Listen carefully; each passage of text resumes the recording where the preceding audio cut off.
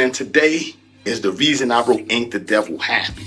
Now, I know it probably ain't too much explaining I have to do about this, but it's because I felt like the way brothers and sisters and people treat each other, the devil is ecstatic, laughing, because we're doing exactly what the devil wants us to do. And when I say the devil, I don't mean a red guy from underground with a pitchfork. I'm talking about, you can call it the man, the system, the powers that be, whatever it is, the ones who redline, the ones who make sure ghettos are ghettos and prisons are full. That's the devil. And when we behave the way we behave, the devil is good because the plan is working. It keeps us poor, keeps them rich. So that's why I wrote that. And that's why I was really, really deep in about it. Like, I really got into it, and I really wanted people to hear what I was saying, because, you know, you can only be a victim if you allow yourself to be a victim. If you know the game, I remember one time I was saying to my mom how the playing field is uneven, and she said, no, it's not. And I was, what you talking about? She said, because once you know, that's the equalizer. So trying to hit people the game, and yeah, just let them know that, look, come on, man, we got to take care of how we behave, because people only treat you how you let them. So that's why I came out with that. So I'm going to spit it right now for those who don't really remember exactly what I was saying, or some people don't really hear clearly. So this is what it goes like. It goes like this. As devils search for the secret to immortality, I alter my physical chemistry, bop through the valley of the shadow of death. I exist even when no things are left. Vibrations transcend space and time. Pure at heart because I deal with the mind. That's why I compose these verses. Lord of all worlds, my thoughts are now universes. Written on these pages is the ageless wisdom of the sages. Ignorance is contagious. So I hope you keep your focus. There's no hocus pocus. In the end, it's just us. Devil got brother killing brother. It's insane. Going out like Abel and Cain. Wisen up and use your brain. There'll be no limit to the things that you can gain in positivity. Balance it with negativity. Until then, ain't the devil happy. And you know, I wrote that song almost 30 years ago, and as I look around, I'm like, man, the devil laughing like a motherfucker, because it's even worse. So let's get better. Let's love each other. Let's make the devil start crying. You know what I'm saying? It's your brother J. Rule, The Reason. Peace.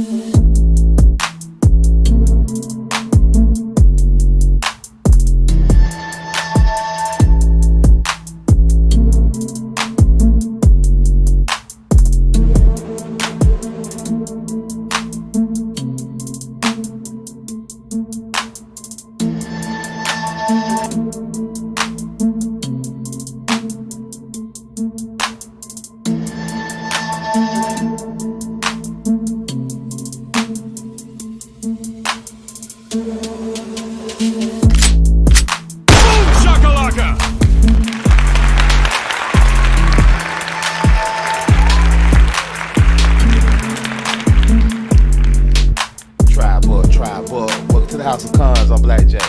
Turn the volume down a tad bit. I hope everybody doing good today, tonight, or whatever. Y'all hit me up in the chat. Let me know where you at. Make sure you hit the like, subscribe, share the video. If you want to support the house, we got the Cash App at the top of the screen. Cash.app/$ House of Cons. All support matters, my nigga.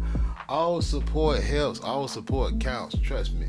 You know, your support helps in a major way. Salute to my nigga Ambush Predator, always supporting the house. Tribe Buck, salute. Let me shout everybody else out on the Cash App. Kevin Cross on the Cash App, salute. Tribe Buck. Let me see who else on here. Let me let it load up. Everything been moving slow for me, y'all. I've been slowing it on down. James Logan on the Cash App. Tribe Buck. Yeah. But hey, man, I want to show y'all some love for showing me some love. Like I said, if you want to support the house, you got the Cash App at the top of the screen. Cash.app/$ House of Con. You know the chosen, the few. Yeah, you know the chosen is few, my nigga, including me and you. Got a good show lined up, Generational Wealth. Y'all gotta excuse me. I tried to start the show earlier, but YouTube was on my ass. They set me up. They tried to hit me up with the wrong screen, so I had to restart it. So my bad. If you was watching the other show and I clicked it off and now you here, my bad. I'm gonna apologize right now. Shit happens, you know, especially when YouTube be on your ass like they be on the House of Cons. But we got a good show lined up. We talking generational wealth, my nigga. We talking generational wealth. And y'all saw the thumbnail from a third eye point of view, not a bird eye point of view, right? We ain't got no bird brains, right? What a bird brains at? Any bird brains in here? I know it ain't no bird brains up in here. We got a thumbnail. Y'all see what it is. Tribe of the Nagas. Strictly for my Nagas. Looking like the lost tribe. They feathered up. They covered and protected by the feathers of Ibra. Covered and protected by the feathers of Ibra, my Naga. A lot of people just don't understand what they looking at sometimes, my Naga. But we're gonna keep putting it in their face. We're gonna keep talking about it, like it or not. You know what I'm saying? That's what we do over here, Tribe Bud. Hit the like, subscribe, share the video. Welcome to the House of Cons if you need it. Generational wealth. Everybody be talking about generational wealth. But and by the way, that was J. Rue the Damage I was playing in the intro. You know what I'm saying? He was explaining his reason for writing Ain't the Devil Happy. You know what I'm saying? He even said when you look around today, he know the devil happy and smiling, right? And he right. And the main reason he happy, because certain people done lost their generational wealth. Generational wealth be a big conversation all the time, man. It's amongst the fellas, amongst the ladies. Generational wealth. Generational wealth. Generational wealth. You ever wonder why you talk about it so much? I know why you talk about it so much, because most Nagas don't have no generational wealth. We do have generational wealth, but we unaware of the generational wealth that we do have. Yeah, I said it. Nagas unaware of the generational wealth, the inheritance that we do have. And it got everything to do with identity. If you don't know who you are, how can you know what you're supposed to inherit, right? We're going to talk about it. By the way, if you want to support the house, we also got the Patreon on deck, House of Cons. Patreon.com/House of Cons. Go over there and join. We're going to be uploading more and more material. Look forward to it. Salute, Tribe Up. Generational wealth, right? Fair use YouTube. I want to play this little clip here. So we're talking generational wealth. And like us not knowing who we is and knowing our identity, and look what end up happening to us. Fair use YouTube for educational purposes. Land was taken, and that's how I see it. Let me run that back in case somebody ain't hear it. My dad's land was taken, and that's how I see it. Fair use YouTube. Fair use. Educational purposes. Over the course of the entire 20th century, we know that black farmers have lost about 12 million acres of land total. 12 million acres? Woo, they lost more than that. They lost over 19 million acres when you do the thorough research. Knockers lost over. Well, Knockers lost their whole nation. We lost our whole nation, right? We just talking farmland right now. Fair We're use. just being forced out. They're trying to force us out. These cases of dispossession can only be Dispossessed on your called own land, Monaga. Exile on your own land, Monaga. Tribe up. Fair use, YouTube. See, I'm gonna be pausing this here and there because we are enacting the fair use. I don't need YouTube tripping. We ain't gonna even play the whole video.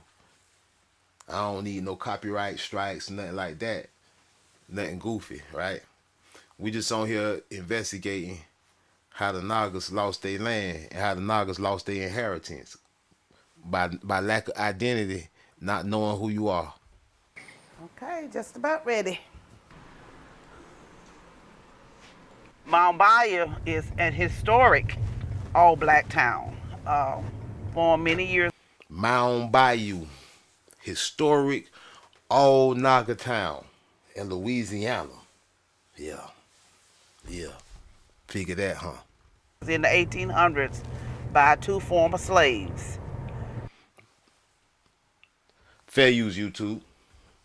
We don't have the overt racism that we used to have against people out in the public. Now we deal with it with employment, economics, banks. Getting pulled over here and there, might get a knee on your neck every now and then and all this kind of stuff, right? You're still dealing with it, right? Fair use, YouTube. Educational purposes. We still deal with it, and until we overcome all of that, the Delta will forever struggle, is my belief. Listen, if you want to be... We ain't gonna rock out on their commercials and all, you know what I'm saying? We'll skip those. But we talking about how the so-called Negro lost their land, right? Tribe up.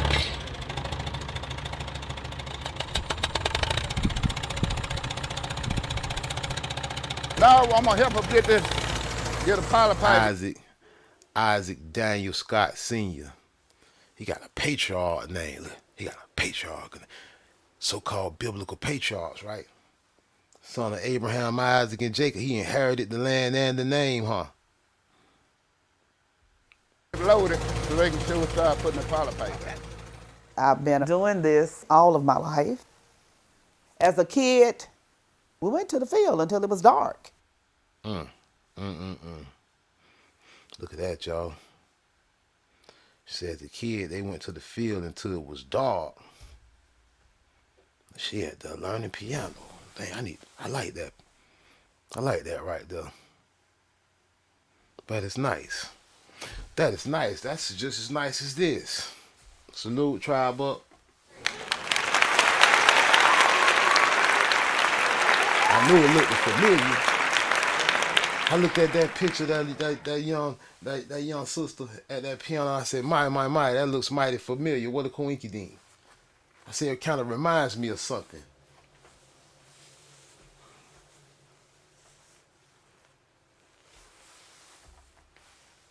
Fair use, YouTube.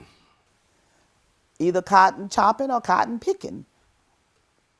On their own farm. What, till some sharecroppers came and took it?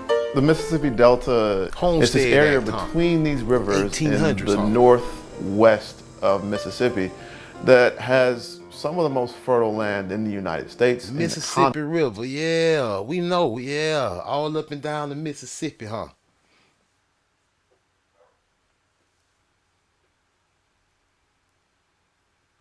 continent, really. If you go out there, you'll see rows and rows of cotton, of soybeans, every single type of crop you can imagine.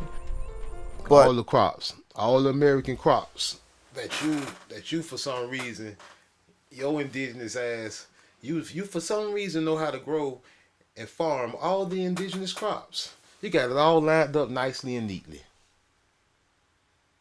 But in the early 20th century, almost all the land was owned by white folk. He say the early 20th century. How did they get the land? The early 1900s. How did they get the land? The Homestead Act, right? The government gave it to them, took it from you. It was homesteaded out by the federal government or was otherwise inaccessible to black folks. I wonder why.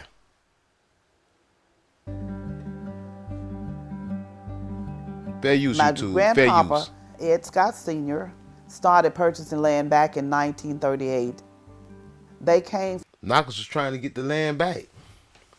They took the land one time. Knockers tried to get the land back. Knockers was all trying to get the land back in Mississippi. Knockers went to Tulsa and got rich. The devil just won't let you live. from Hale County, Alabama. And they moved to Mississippi in 1919 before my dad was born. My grandmama hated it here, but in Alabama. That's Granny. Look at Granny. They probably would call her a yellow bone, right? Black people could only sharecrop. No one would sell them land. Very few could get the historic 40 acres. I wonder why. Ed Scott Sr. was almost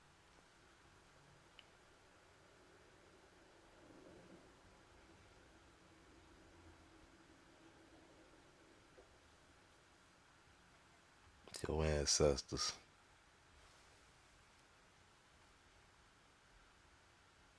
supernaturally gifted at farming. He knows exactly how to rotate the crops, how to plant things in a way that gets the highest yields. And that gave him his own economic gravity that local white businessmen could not ignore. They use YouTube. Eventually, a plantation owner decides to sell Ed Scott Sr. a plot of land. When he passed, Look at the family. Looks pretty familiar. Pearl necklace, huh? Those pearls, Monaca. Big Ma, Big Papa. Look real familiar. What a coinky dink. Know how to farm the land just right, huh? Generational wealth, right? Somebody straight up took it.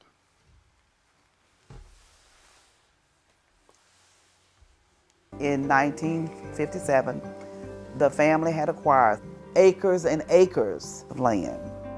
Look at the family. How many of you Knockers family this big today? How many of you Knockers this fruit for today? How many?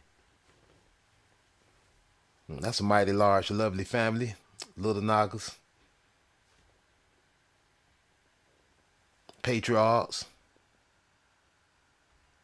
The matriarchs. The elders.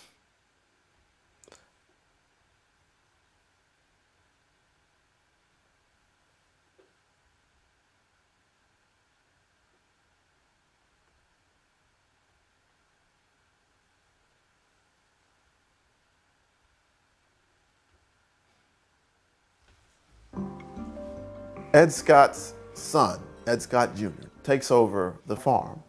He is part of the generation of men that goes off to war during World War II. And when this generation of black men comes back, their white peers are granted so many free things from the GI Bill. They get free education, lots of them get free homes, they get things they can pass on to their children. What happened to your stuff? What happened to your stuff that you had before all this? That you had to get back? But the black men among that number are denied many of those opportunities. My dad went to World War II, and when he came back, his dad wanted him to go and finish school. But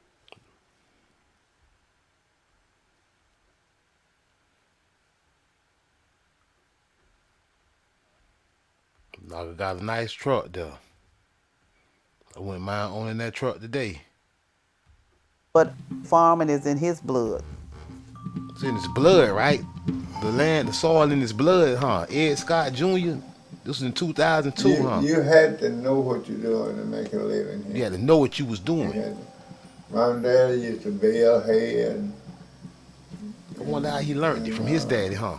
Sell chicken and turkeys.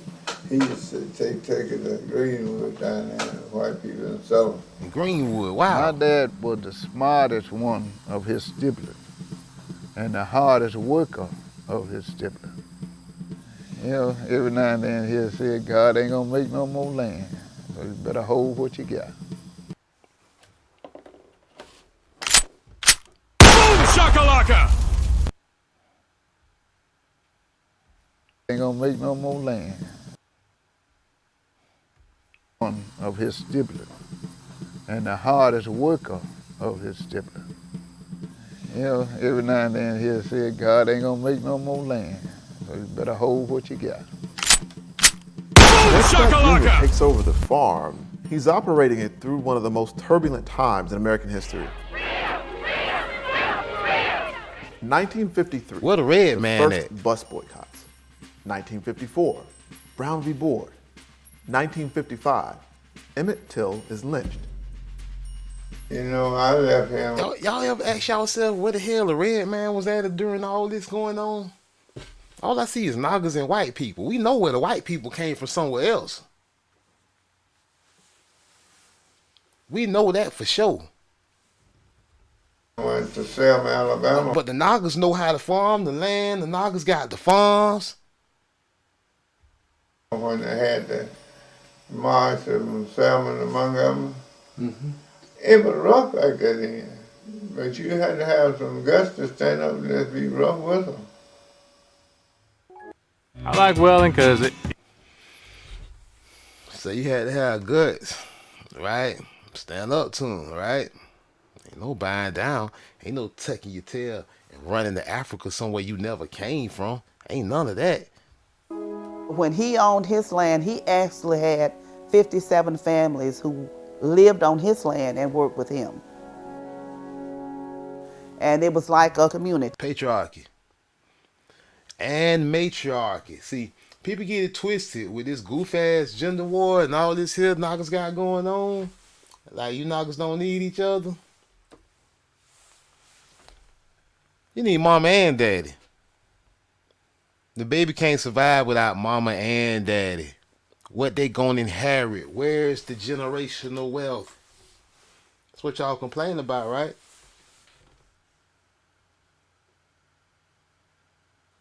You can't get it without mom and daddy. You lost it already. We lost it, right? You want it back, right? You gonna get it back without putting the family back together.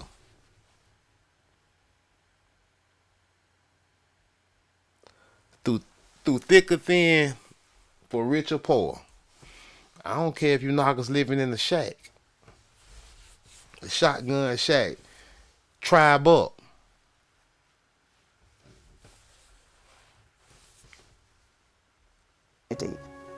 Whatever we needed was on our farm. That's all they needed. What was on their land? The land. That's all they needed was the land. Nothing more, nothing less. Everything that we need already here. Oh, that's a nice hat she got. I probably got a feather in it somewhere.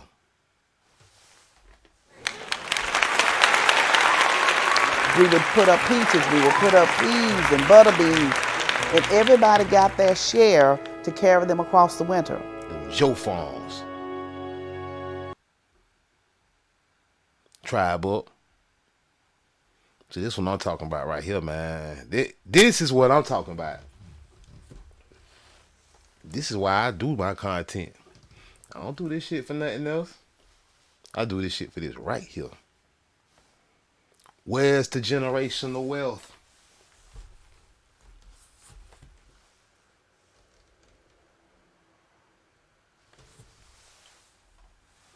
You lost something that was promised to you, and we're going to get into all of that, too. It was like a utopia. The utopia. You had Modern you Nagas had a utopia. farming requires debt in order to grow You your like I crops, said, in order to collect utopia. the harvest. It's your cotton. Yeah, you pick. Yeah, they call you a cotter, huh? Call you a cotter. Yeah, I'm gonna call me a cotter. The cotton mine, bitch. Biatch. You big dummy. Boom shakalaka. Now who sent you, nigga? Hey, family. Nobody sent me. Say another motherfucking word and this shit is over. And I ain't playing, nigga. Over the past 100 years, the federal government has become more and more of a player in providing the credit to those farmers. Much of the administration of this federal money was done by locally elected committees. And what do we know about voting in?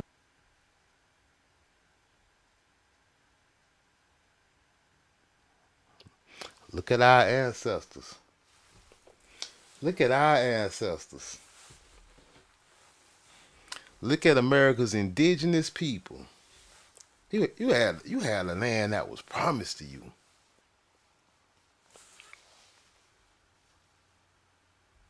In the South at that time, we know black people. Oh, look at the pearls. Oh, that's pretty nice. Could not vote. The people who ended up. Oh, the Indians couldn't vote. I wonder why. Up controlling all that were the great-grandchildren of the plantation owners. And why would they ever How did they get the plantations? A black farmer money to start his own farm? Especially when they took it from you. And so between 1950 and 1969, black farmers lose something on the order of 6 million acres of land. 19 million. But the Scots were able to hold on to most of their land until the farm 6 million acres of land across the country.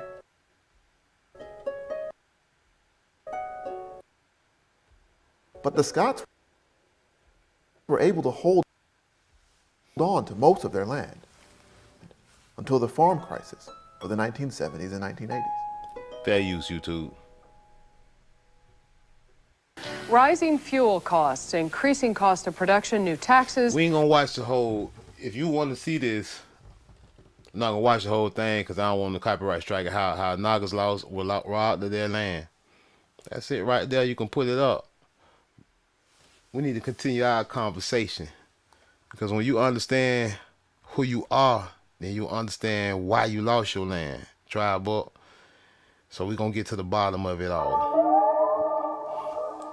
Hit the like, subscribe, share the video. If you want to support monetarily, we got the Cash App at the top of the screen, cash.app/$ House of Cons. Let's talk about it. How the family lost the land, y'all. We're gonna get into it. I know y'all already get into it, man. Because like I said, a lot of people don't know this land was promised to you, Managa. This land was promised to you. Gaining ground, the fight for black land for generations. Naga landowners acquired millions of acres of farmland, but today approximately 90% of the land is no longer theirs, going from roughly 19 million acres to about 3 million in less than a century. Less than 2 generations, right? That land loss equates to about $326 billion of lost value. What happened? The documentary Gaining Ground, the fight for black land, focuses on the legacy of so-called black farming in America and the devastating impact of heirs' properties. Property passed to family members by inheritance, usually without a will or proper estate planning. Without a clear title, black farmers are unable to qualify for government assistance. See, and your whole family own the land. You got a family inheritance. Y'all not a government set trick. So, well, you got to be with somebody's name. This how they rob you out the land. Equipment financing or agricultural programs designed to optimize their land. Oh, but the Homestead Act, they gave the European peasants land, equipment, and all, and had the Nagas teach them how to farm it for free.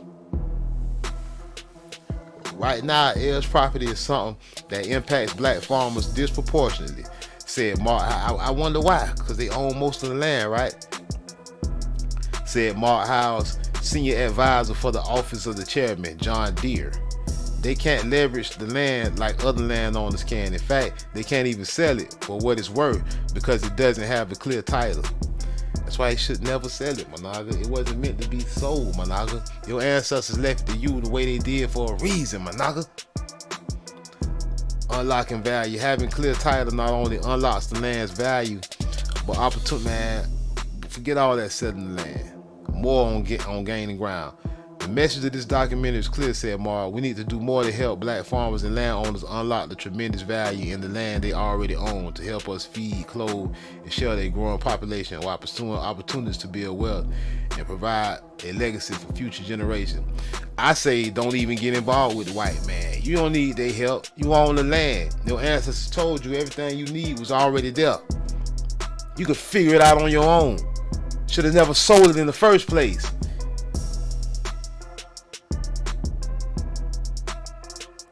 Cause you didn't know who you was the whole time. You thought you was from Africa, all this shit. You ain't care about the land. You said it's the white man world. You were saying all that goofy stuff. You done took your feathers off. You wasn't covered in your feathers no more, man. You wasn't covered by the feathers of Ibra no more, Manaka. You had done assimilated. You got put on your dashiki and you was on some Pan-African vibe.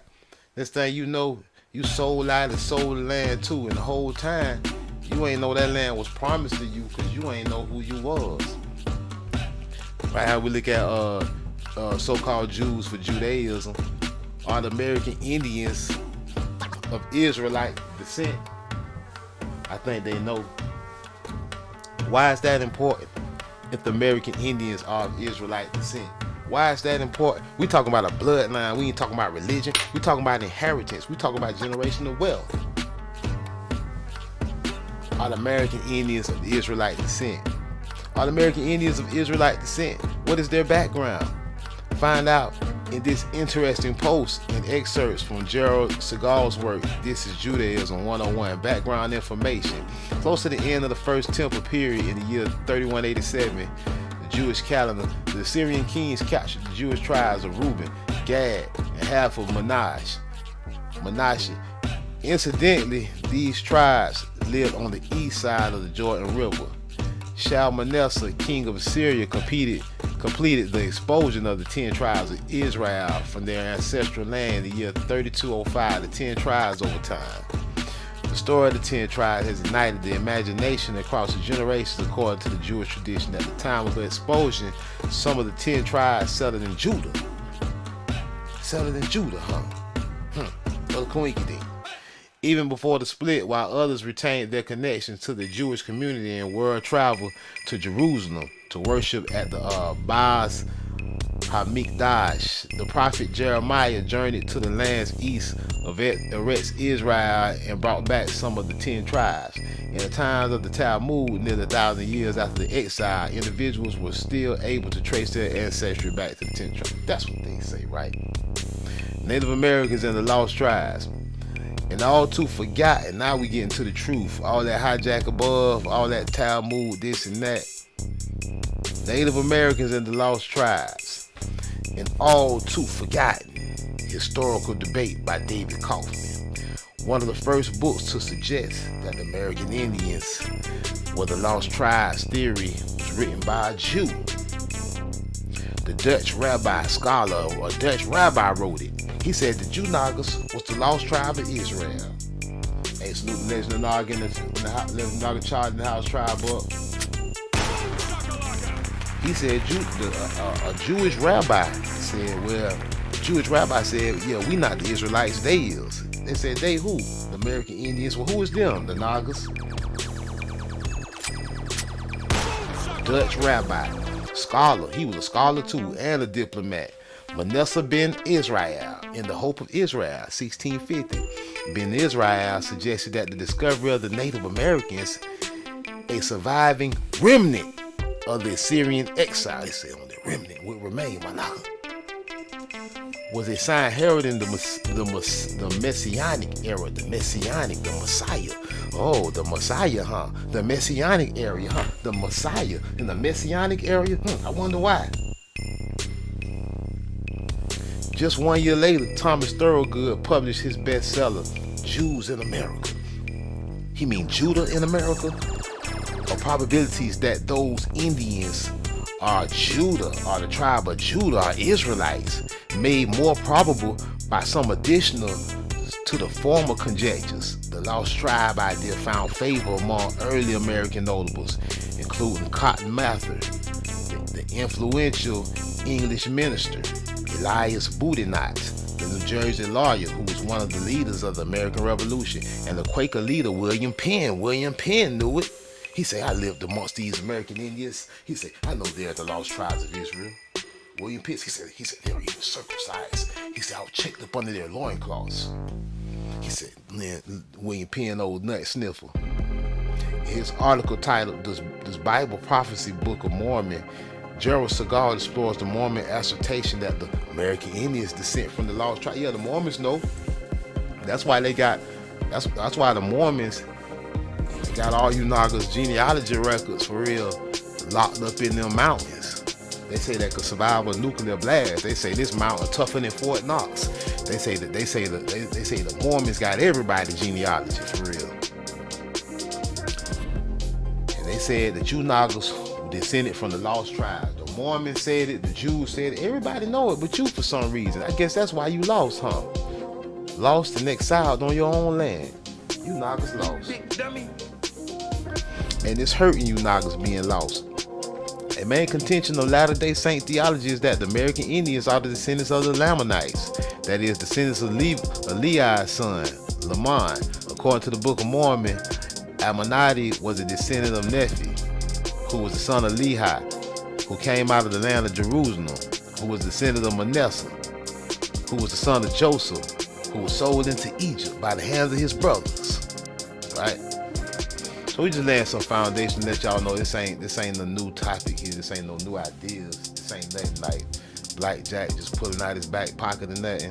But the reason why it's important, I say, because Nagas be talking about generational wealth and they ain't got none. No, why you Nagas ain't got no generational wealth? I wonder why. Generational wealth is everything. It's the land, the farms, the houses. You ain't got to pay rent when you already got the house, right? Yeah, that's half the battle. That's half the struggle, right? Ain't no struggle love when you already own the land, right? Tribe up. Who are the biblical patriarchs? Oh, we getting down to the bottom of stuff now, and this patriarch is important. I wonder why this gender war was started. I wonder why they want to turn everybody against patriarchy. Why are they trying to turn everyone against patriarchy? I wonder why. Who are the so-called biblical patriarchs, right? The patriarch is the enemy, right? They want to make everybody, Baal out here telling all the people that patriarchs are the enemies. And the people that's running with Baal, you just worshiping the devil. You say the patriarch the enemy, you worshiping Baal and you ain't even know it. The biblical patriarchs, I'm gonna show you how you worshiping Baal, especially if you against the brethren. The term patriarch refers to the founder or ruler of a tribe, family, or clan. The Israelites traced their ancestry to one man, the patriarch Abraham. Isaiah 51, verse 2. Hebrews 7, verse 4. They laid claim to Canaan based on the covenant God made with the first three patriarchs. Hold up, the covenant. They laid claim to a land, to Canaan. They laid claim to Canaan based on the covenant God made with the three patriarchs. That sounds like generational wealth. Abraham, Isaac, and Jacob to possess the land. You mean the farms. Deuteronomy chapter 1, verse 8. It said they had a covenant with the Most High. From Abraham to Isaac to Jacob to the Israelites to possess the land. And who they said the Israelites was. And they saw it's a promised land for the Israelites. Okay, I think I get it now. A promised land for the Israelites, right? And we said, William Penn and all of them just told us, they suggested the American Indians was the lost tribe theory. The descendants of Abraham, Isaac, and Jacob, the biblical patriarchs. Now they're trying to turn all the women against patriarchy, split the home. They want to kick Jacob out the house. They want to disrupt our tribe. They want us to lose the land. They want us to lose the generational wealth. You Nagas can't get along for some reason. When the brethren are the best leaders on the earth. You talking about the you talking about the Michael Jordans of the world, the Muhammad Ali's of the world,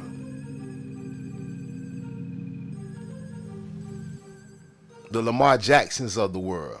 You talking about the sons of Jacob, the best leaders on earth,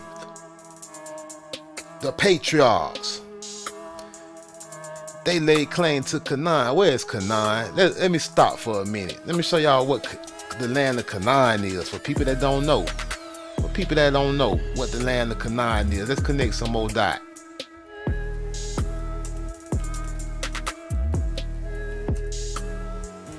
Have you heard that America is the true biblical land of Canaan? Oh, whoa, wow, whoa, the promised land, wow.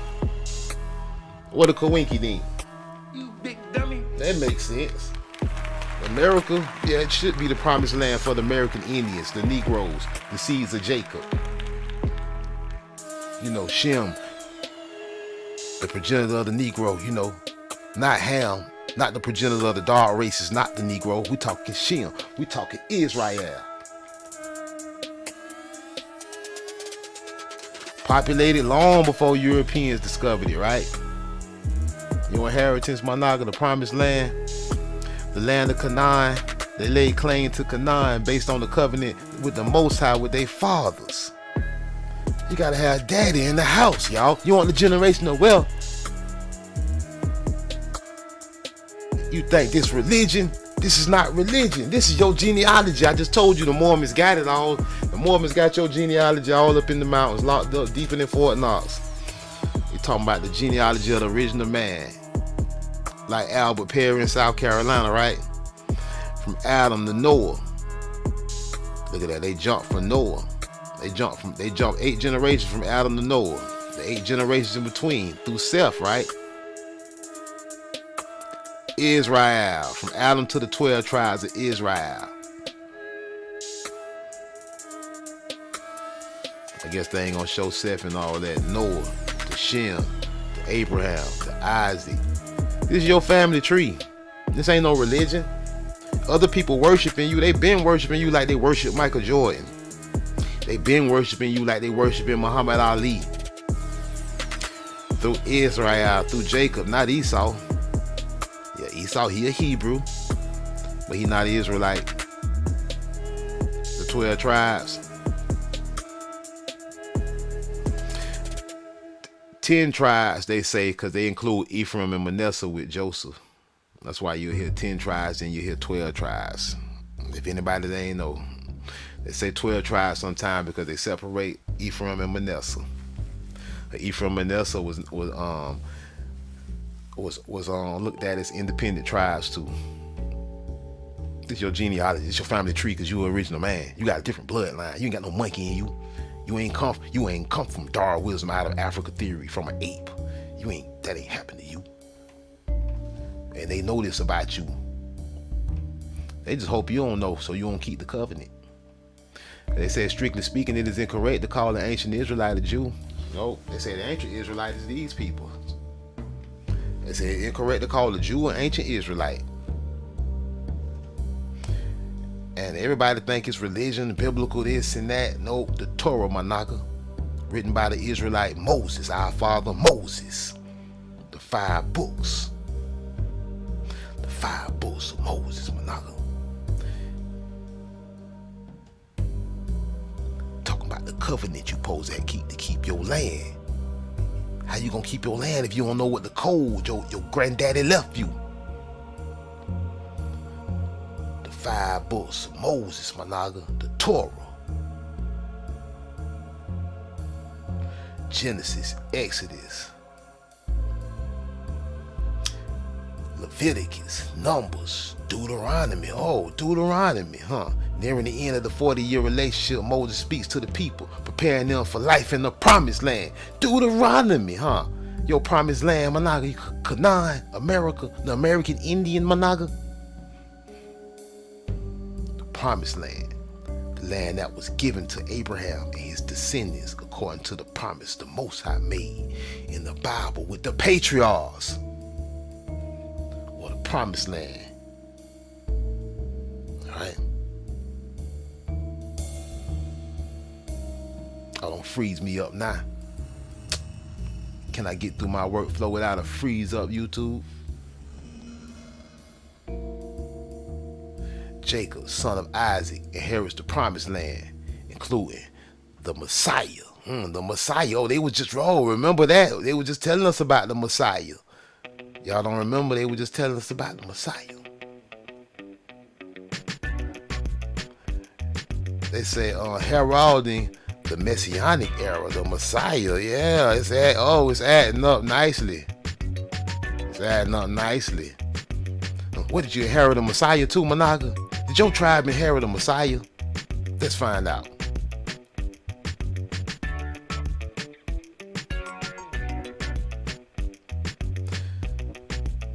Genesis. Oh, written by Moses. Oh, okay.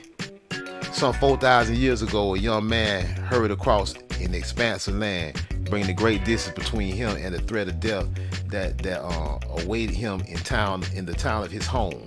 Weary from his travel, he lowered himself to the ground and rested his head on a rock. He slept and dreamt of a future far removed from the conflict that had haunted him that day. His name was Jacob, and he was fleeing from his brother Esau, who had sworn to kill him. Jacob had reason to fear his brother. Esau was known for his skills as a hunter and for his acumen in the wild. Jacob, in contrast, was known more for staying close to the tents of the family's settlement within the land of Canaan, in America, Managa. Not across the sea in Africa and all that fake Egypt over there in America, Managa. For a fight to the death, Jacob might seem outclassed, but as the events of this conflict ran their course, the brothers reversed their roles. Whereas Jacob fled into the wilderness to escape his brother's wrath, Esau stayed close to home, choosing not to pursue him. Although they were twins, born only moments apart, Esau was born first, and it was the firstborn son. Notice Jesus ain't mentioned nowhere. I keep telling y'all this ain't Christianity. Grow up. This is the books of Moses. Who was Jesus to Moses? The firstborn son, who was to be specifically treated when it came to matters such as inheritance. Although they were twins, born only moments apart, Esau was born first, and it was the firstborn son who was to be specifically treated when it came to matters such as inheritance, right? But Jacob deceived their blind. They always saying Jacob deceived them. They ain't mad because we got the promised land. No, it was ordained by the Most High. The Most High had favor with Jacob. Jacob, they say, deceived their blind and alien father, who then gave Jacob the blessings that traditionally would have gone to the firstborn son. Esau vowed to kill his brother. Esau was evil, was the evil seed. The Most High intervened. The Most High knew Esau was wilding over there, having sex with Neanderthals, making different races, having Edomites. They knew what Esau was doing, and vowed to kill his brother. Of course, he wasn't going to see the blessing from the Most High. Of course, Esau wasn't going to get it. You big dummy. In time, Jacob would prevail. He would survive the anger of his brother, and the land from which he was fleeing would one day carry his name, and not that of his brother. The name of Israel, Managa. Tribe of Canaan is Israel, Managa, America. The night that Jacob rested his head on a rock and slept in the wilderness was the night that he dreamt a vision known as Jacob's ladder. In this vision, he was told, among other things, that his descendants, none of whom had been born yet, would inherit the land of which he slept. Jacob's name was later changed to Israel, as was the land beneath him. This was the land that the Most High had promised to the descendants of Jacob, his father Isaac, and Jacob's grandfather Abraham, and now God has promised it to their descendants through Jacob and Israel. This is the land that became the homeland of the Israelites, the people who will record the words of the Bible, the people, your family tree. I keep telling you, you ain't no Christian, you ain't no Jew, you ain't none of that. This is the land that became the homeland of the Israelites, the people who will record the words of the Bible, my naga. Your family tree, my naga. And this is the land that became the birthplace of the Messiah, of the descendant of Jacob, King David, my naga, Preston John, my naga. This is the land from which, no, hijack coming. Forget all that, my naga, all that hijack. forget all that, my nigga. Cat Williams been told us. Cat Williams told us. Right? Don't forget what Cat Williams just told us. I don't know if the Most High was using him as a vessel. I don't know if everybody was listening. But they are too, though. Who's that? The other side is far more diligent about looking for that Messiah than we are, because they know where to look. You probably wonder, why do white people pay so much attention to black people if they don't like them? You would think if you didn't like something, why would you be paying attention to it? I don't pay attention to things I don't like. What's the answer? The answer is the liar knows what lie he told. You see what I'm saying? So even if... Who's that? The other side is far more diligent about looking for that Messiah. Far more diligent about looking for that Messiah than we are, because they know. Boom shakalaka! You probably wonder, why do white people pay so much attention to black people if they don't like them? You would think if you didn't like something, why would you be paying attention to it? I don't pay attention to things I don't like. What's the answer? The answer is the liar knows what lie he told. You see what I'm saying? So even if I made it deceitful and I made you think that the answer is over here, but the answer is really over here, I'm still going to be looking over here. Me, the one that tricked, because I know this is the right answer. Black people have lost their identity, but our oppressors have not lost our identity. Boom shakalaka! Man, I appreciate everybody for supporting the house. See y'all next time. We out. Peace.